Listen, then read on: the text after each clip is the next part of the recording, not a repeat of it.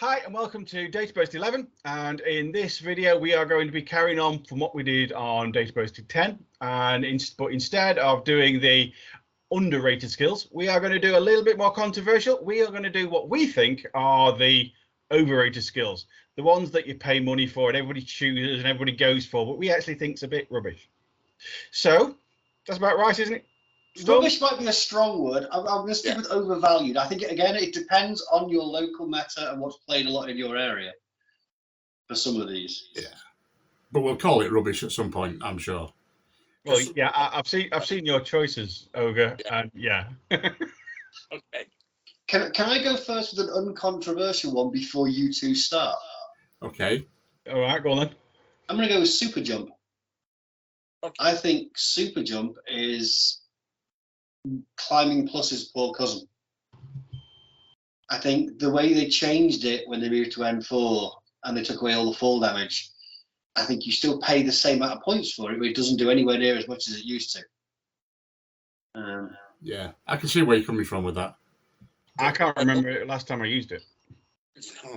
Well, there used to be, 6 to 8 pages worth of rules just for super jump, I think. Yeah, there was quite a lot of rules because it had a lot of fall damage implications. Because you could jump off, couldn't you, and then just plummet off and not take any damage whatsoever. So now it just makes jump a short skill. So if the short movement value on your profile is less than the height you want to jump, then you can jump. But if you try and jump off a building and it's 4.5 inches tall and your movement value is 4, you still can't jump off it, even though you've got super jump. You're still stuck on that roof. Yeah. But if you had climbing plus, you can climb down and stop 1/2 inch off the floor. Is there a points issue to it? Have you noticed any points difference between having it and not having it? I haven't noticed any of the units that had it have changed points value from 3rd edition. So I think you're still paying the same for it. I think the Dog Warriors went down a little bit, didn't they? Something like maybe 27 to 24. So they went down a little. But it never occurred to me that was due to super jump, to be honest. But maybe. That's my first one. And I don't think that's going to cause any fights. So I'm now going to let one of you two take over and start World War III. No, I will kind of say one of my non-really controversial ones. I'm going to go for guard. Now, when I first read guard, I thought, guard, brilliant. You've got an 8-inch attack. Come within 8 inches of me and I'm going to attack you with a close combat weapon or the dog or the beast or whatever's with you, which gives you guard. And I thought that was a great idea. But you need line of sight, which kind of upsets me a bit because I think without, like, if you got it without line of sight, but with a path of that you can get to, I think that'd be much better. And I think they missed a trick there because I want to fight people around the corner with my dog. You know what I mean? On an extending lead. You can be behind a building, happily there, and somebody can come on the corner and then with half a skill they're in combat anyway. So what's the point in guard? What you want is once they're around the corner you want to be able to see attack them. You know what I mean? You want it to be zone of control, not zone of control and line of fire. Yeah, I think it would be much more useful at that point. Especially given that I can think that there's a couple of profiles that have guard, both have boarding shotguns. So what's Andromeda has a boarding shotgun and Colonel Verona has a boarding shotgun option. At which point, you could just teardrop them if you wanted to guarantee the hits on them rather than close combat. I can kind of see your point. Yeah, it's like what's the point? Yeah. So yeah, that was my. And I'm sure in the comments below you're going to explain to me why guard is good, and please do because I can't see it being good. No, I think it was held in too high regard. Can I turn him off yet? You can at least let him say his first controversial one first. Okay, all right, let me get in. So, shall I put in caveats first? So, this is, I believe, my first one is mainly because I've played Ariadne quite a lot. And my first thing is MSV2. And I think it's overused and not needed most of the time. Yes, it is against Ariadne. Yeah, that's an interesting thought. Perhaps it's the you versus the world thing. But yeah, but you don't need it. I've played for years as Ariadne. I've not needed. Well, I've not used it, so I've maybe it's because I've come up with other ways of dealing with it. With other people with, a -6 or what have you. Maybe that's what it is. I'm quite happy to be me against the world, though. That sounds all right.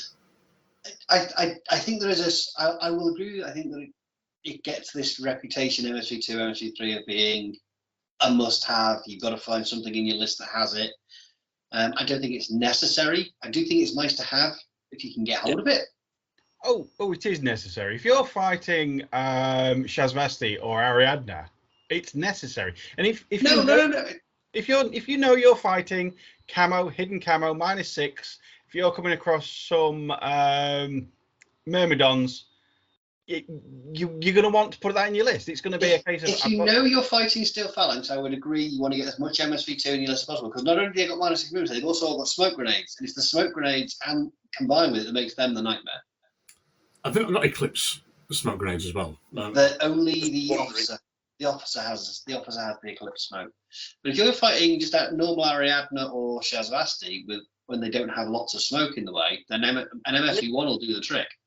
It's nice to have, though, but is it kind of a crutch to keep you going? Is it too easy to use MSV2? Yeah, I want to shoot you. Okay, fine. So I don't think I'd go with too easy, because if you have something with MSV2, it does get targeted with prejudice. Yeah, it's often the first question you're asked if you're playing someone who relies on smoke to get them across the table is, what have you got in your list that's got MSV2? So they know what they want to go after early on. Yeah. So, okay. Anyway, I can see your argument, but I'm just playing devil's advocate. I'm going to try and be Switzerland in this one.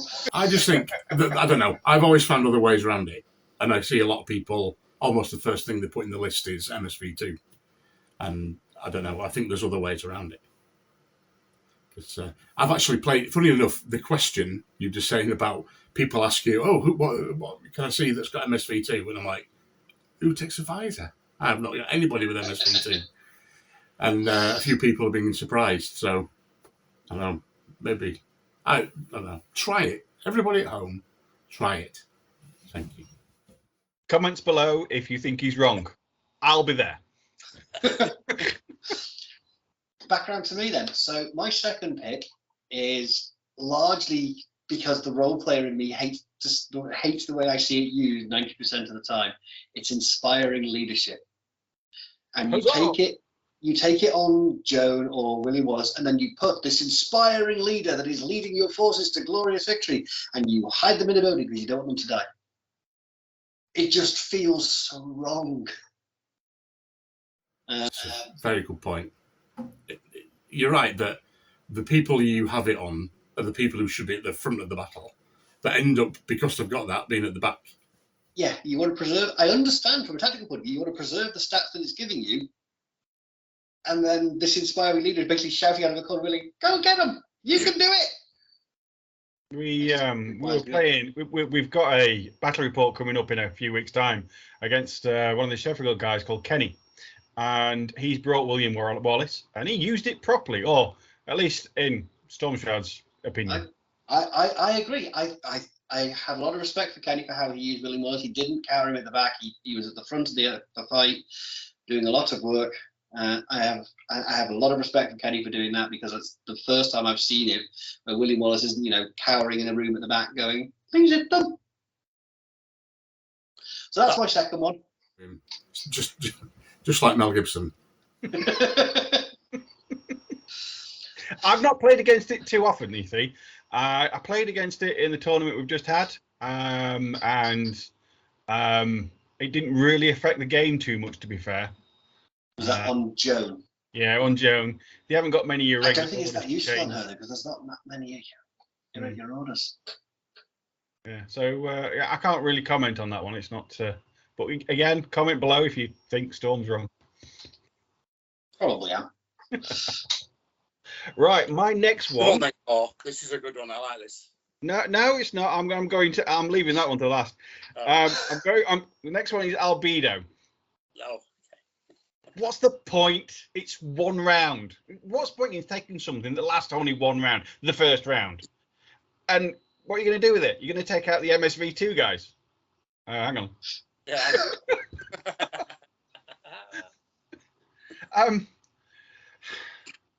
No, it's one of those things that I can't see the point in it.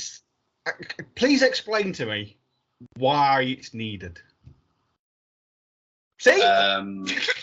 It's literally to get rid of the guys with MSV 1 and 2 and everything, isn't it? Yeah. That's the whole. It's a personal white noise. Yeah, you listen to me and not take any MSV, and then Albedo is completely useless. You're absolutely right. So you're on my side, Claw. So thank you very much. I'll expect, some nice comments. Yeah, but it's just one of those things, and I think the things you find on it, the one I get is it's on Guelo. I imagine it's on some other things, but that's the only one I know of, and it's never been useful.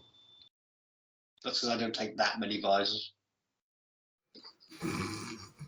You see, this is interesting. This is turning to me now, isn't it? This is like you're starting to agree with me now. I can kind of see your point, Claude. There's not on that many profiles. I can only think of the Guilo and the Black Friar.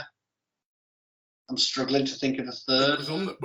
There was a Vostok version, wasn't there, that had Albedo on it, and interestingly, it's now disappeared, which I assume means nobody ever took it. It used to be better. I mean, it's now a white noise zone, so it's a -6 for anyone with a visor. It used to be that they couldn't see you at all. When it first came at the back end of N3, if you had Albedo, anyone with a visor was going, "What are you shooting at? There's nobody bleeding there." Yeah, I can see your points on Albedo. It's not on that many profiles. You probably do pay more points for it than it's worth. Yeah. Okay. What's your next one? My second one is armor. Armor value, rubbish. Why take armor? Yeah. And I know, yeah. You are going to argue with Claw about it. Yes. It's all got better with the crits and everything now. Armor's a little bit more useful. However, I cannot make an armor save, literally to save my model's life. So I just don't see the point.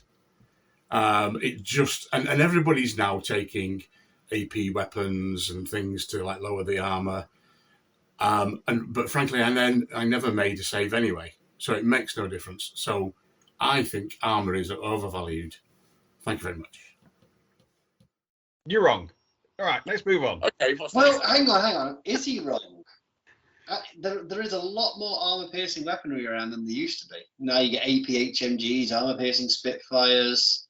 Yeah, you're also paying for that. So if you're taking AP, you're paying that extra points value for taking the armor piercing.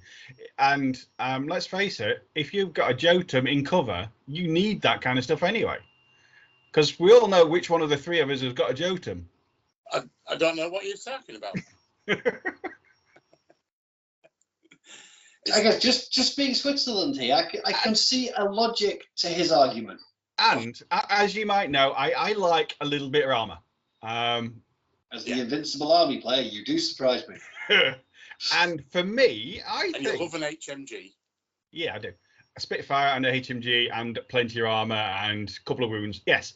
But the thing is, armor, I believe, has saved me a lot more times than probably average. You fail armor saves every now and again. You fail armor saves when it's critical, and you might kind of mentally think that that's bad. But I think if you actually wrote them all down and put them on a spreadsheet and kind of put a little graph to them, I think it probably would be working out that you get an extra 5%, 10%, 15% chance of saving. Okay. That's what to do. Just write down if I ever make an armor save. Yeah, put it in a spreadsheet, make a little pie chart, eat the pie. Yes. Okay then. I honestly think that armor save is critical because you can get something with heavy armor in cover, and it's that you've got to dig that one out as opposed to a Zanshi, for instance, with no armor, sat in a corner, or one armor or whatever, sat in a corner. You can dig him out easily. So I think armor coupled with the cover save, coupled with ranges and things like that, I think it helps you stay alive and be a problem for your opponent. Just out of curiosity, Ogre, do you lump Yeah. BTS in there as well? Oh, I hadn't really thought about BTS. I was so excited about saying armor. Funnily enough, BTS is quite nice. And this is an Arianda player. Yeah, I'm going to struggle to support you if you're not going to treat them the same. Okay, well, I'll treat them completely the same. Yes, the argument stands for both armor and BTS. Oh dear, yes. I'm not quite sure which way you came down that one then in the end, but never mind. That one I definitely going to get some comments, I feel. Yeah, well, comment below if you think Ogre's wrong. Don't comment below if you think I'm wrong. Excellent. That's very biased. Heads you win, tails I lose, yeah? Yep. Excellent. So are we on to my third and final choice? Okie dokie. Holo Mask.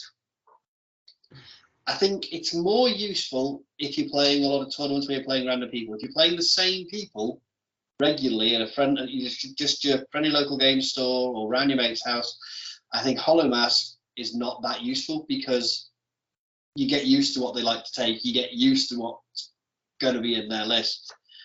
I think it's one of those circumstantial ones that depends who you're playing and how often you're playing different people. Okay. I actually think it's not very good because a lot of people I feel I play don't understand what we're doing with Holo Mask and the fact that it could be a trick or could be something to trip them up. So I kind of think that using it, the opponent doesn't get the fact that there's a trick going on.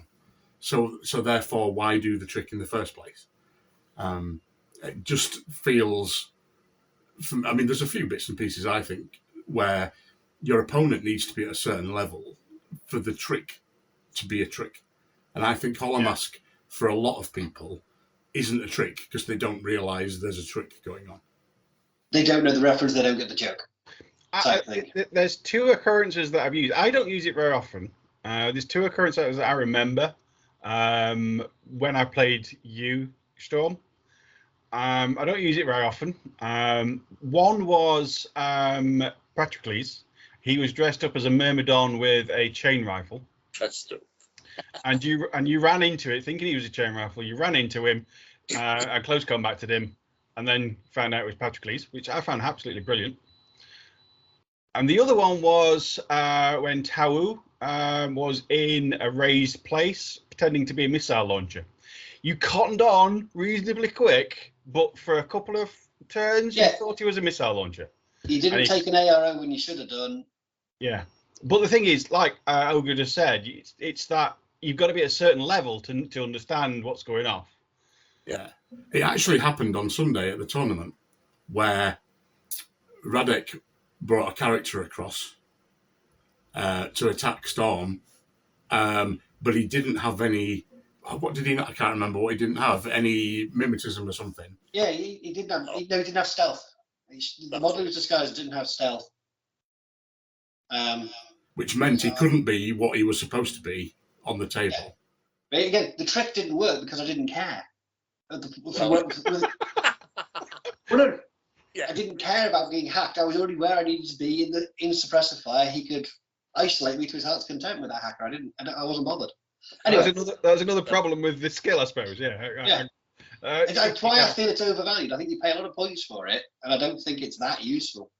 But I could be wrong. I probably am. I think a missile launcher Tau kept you locked down for a few turns. For a few. It made me spend a few more hours moving around him until I realised that you weren't taking an ARO when you should have been, and then all of a sudden my brain twigged. And the one time you've run into Patroclus. But we've played each other many times, and that's just 2 times. Yeah. All that time. Yeah, I suppose so. I can't remember when you used it on me though.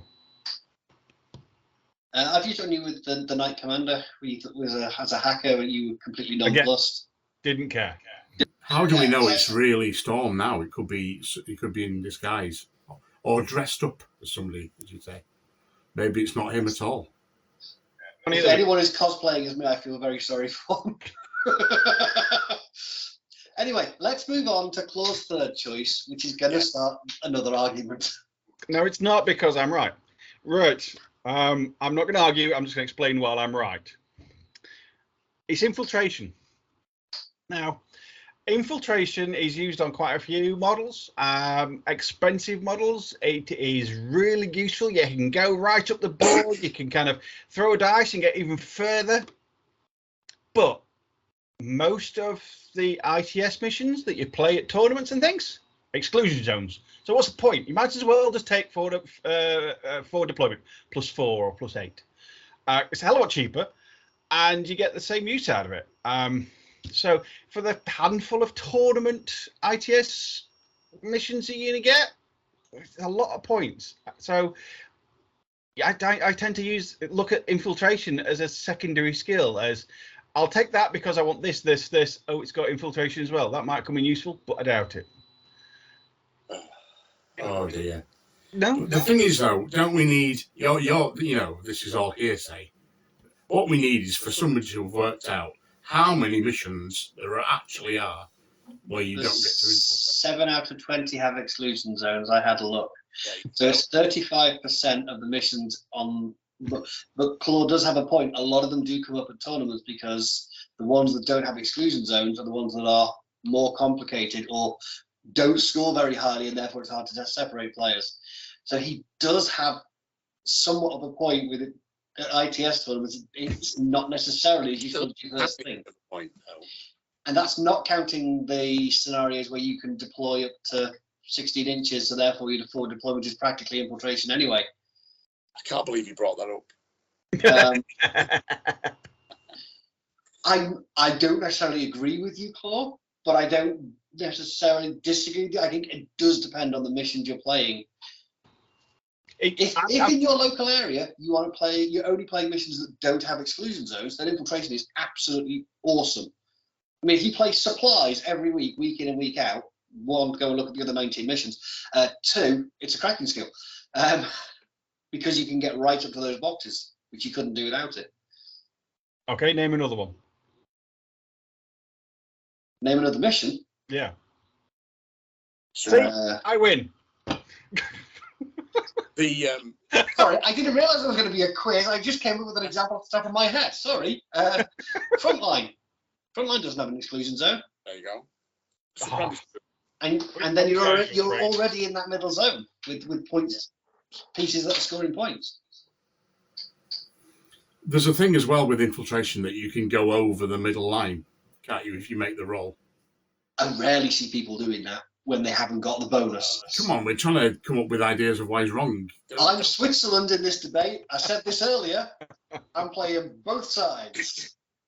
It's so expensive as well. You're looking at 30-point plus models that have it. I don't know anything that's less than 30 points that has it.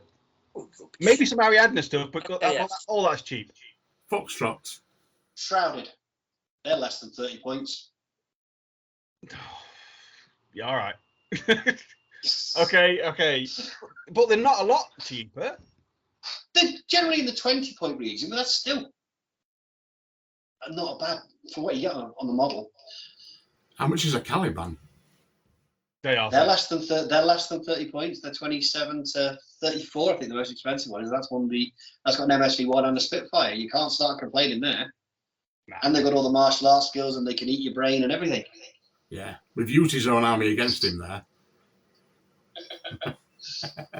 Feels like a win. It does on some of the profiles you want to take it on. It feels very expensive because it gets paired up with hidden deployment, which bumps the cost up. So if you want to take, sticking with Shazat, if you want to take your Malignus, then you're up into the 30-point bracket. If you want to take your day shoes on Aleph, you're up into the 30-point bracket.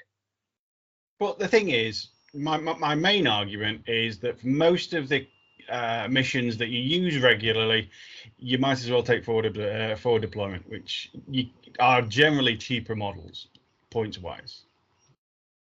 Okay. And you're gonna come up with this, that, and the other that's more expensive. I know you are, but I'm just thinking generalization. And when you've got a 16-inch deployment zone, you're kind of there. So I'm thinking, my argument is for that reason, and most of the missions that you play with the exclusion zones, why bother? Okay. I'm waiting for the comments on this one. Well, I've got to say, when you suggested this, I'm right. yeah, when you first suggested this, me and Storm guffawed quite loudly, I think. Yeah, when you first suggested it, my initial response is, have you been drinking? But then I went and had a look and I had to think about it, and I kind of see your argument. So, last choice from you, Ogre. Oh, excellent. Now, this is sort of on the theme with things with a bit like, tricks that don't work out to be tricks. So mine is Impersonation. And it's another trick where it seems great, everybody worries about it a lot, and then nothing really happens. And I watched this a few times on the tournament on Sunday where people with Impersonation went, ha, I'm deployed right by you and I'm going to kill everybody. Oh, no, I'm not. I've died. And that was basically it. But also it's, again, the inexperienced players don't know what's going on. So the trick doesn't become a trick because you don't understand the trick. You just basically wait for them to reveal themselves and then deal with it at that point. But there was certainly a couple on the weekend that I saw, and I was like, well, you've just taken that and spent a load of points on it, and nothing's happened. Nothing's happened at all. So The impersonation pieces, I think, are ones when you're using them, you've got to get them in the right place. There's no point, you want to send them after things that they're going to be able to defeat relatively easily. And you sometimes just want to get them into a position where they're going to force your opponent to spend orders to deal with them more than anything else. I can see why you group it in with the same sort of Hollow Mask idea, because if you don't know it's coming, then you don't know it's coming and you don't panic about it. Think it isn't a thing. Yeah. Yeah, the thing is, you do know it's coming because they put the little smiley face down there and you say it's Tim from accounts. And kind of just tries to scare your opponent into, well, I've got to do something, they're going to die, all that kind of stuff, instead of just accepting that one's going to die. Because I had it over the weekend where he attacked one, so I then attacked him back with everything. You've also got, you don't have to, but the way the state works, it encourages you to keep that as your reserve model. So you can place it last after you've seen where your opponent is. So even if you're deploying first, you're going to be able to counter-deploy him with this piece. If you are deploying second, then your opponent's put down all of his army and you can then put your impersonator. Yeah. Claude, do you use impersonators in Sivasti? Because you've got one of the classics. Sheeskin, not Sheeskin. The other one. You've got Specular Killer. Yeah, that's the fella. Yeah. And if you put that, the thing is, I can put that next to a tag and attack the tag. Yeah. Because he's got monofilament. And it's the best way to get rid of a tag, especially something like a Jotun with lots of armor. Hang on a minute. So why would you take lots of armor if there's a weapon to cut straight through it? Hang on a minute. It's almost as if I meant it. Oh dear. So anyway, that was, I think, like I say, a similar thing to Holo Mask. It's a trick. Do you just ignore it? Do you not care? Like Storm did. What do you do about it? Is it worth paying the points? I think it is. Because it kind of like it's going to cost your opponent sleepless nights. No, it's going to cost the orders to discover it. It's going to cost orders to make you think how you're going to deal with it. If it's anything like me, it's going to be a thorn. It's going to be right there. It's going to be bugging. You can't do anything else until you've sorted that out. And especially the way I play, I kind of like, I'm not very intelligent. I kind of like hit things with as hard as I can, and whatever worries me first gets taken out first. So on round one, I'll be worrying about that. I think the threat of an impersonator, especially something like the Speculator, if you're going with a tag, would influence your deployment. So even if you're not taking it, if you're playing Shazvasti, just leaving it on your tray in line of sight of your opponent, just a model or a couple of impersonation tokens could do the work for you and save you the 30 points. Yeah. But I'm sure, as we've said several times, your local meta, the games you play, the factions you play against, is going to influence what you think of as overvalued. And I'm sure you're going to tell us in the comments. And with that, we've kept you quite long enough. Comments, we love your comments. Drop them down. Let us know why we are wrong. Let us know what you think are not worth the points, what skills are overrated, and we can kind of have a chat in the comments below. So thanks for joining. I'll say goodbye, and then I'll let these two say goodbye now. Cheers, guys. Catch you in the next one. See you later. And hello, John, who we saw at the weekend and likes our videos, apparently. So there's at least one of them. One of our viewers likes us. Bye-bye.